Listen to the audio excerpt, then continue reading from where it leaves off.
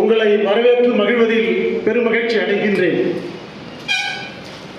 சொன்னது போதும் செய்வோம், வளம் சொரியும் மழையை பெய்வோம், சின்ன சிறிய எறும்புகள் போல சேர்ந்தே உழைப்போம் உய்வோம் என்ற சிங்கப்பூர் கவிஞர் அமரதாசன் அவர்களின் பொன்னான வரிகளை இங்கே நினைவில் நிறுத்தி உங்களை எல்லோரையும் வருக வருக என்று வரவேற்கின்றேன்.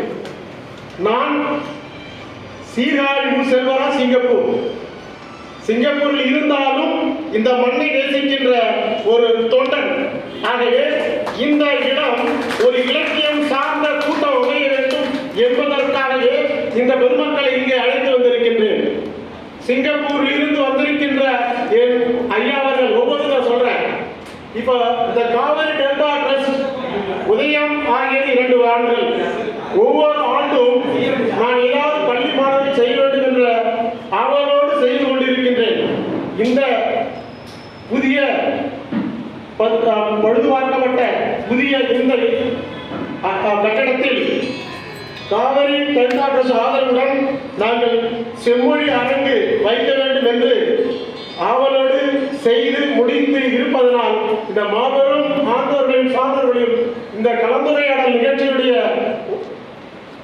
கூட்டமும் இருக்க வேண்டும் என்பதற்காக இன்று ஒருங்கிணைத்துள்ளோம். இந்த மாபெரும் இந்த கூட்டத்திற்கு குறைவாக இருந்தாலும் நிறைவாக இருக்கிறது. ஐயா மதுரையிலிருந்து வந்திருக்கின்ற மாண்புமிகு நீதிபதி நடராஜன் அவர்கள் இங்கு வந்து திறந்து வைத்தார்கள்.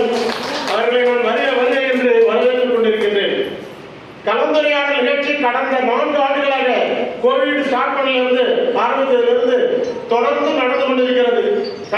கலந்துரையாடல் நிகழ்ச்சி மாலை நேரம் 4:30 மணி, இங்க உள்ள நேரம் 5 மணி. எனக்கு 7 மணிலிருந்து ஒரு 9 மணிக்கு இருக்கும்.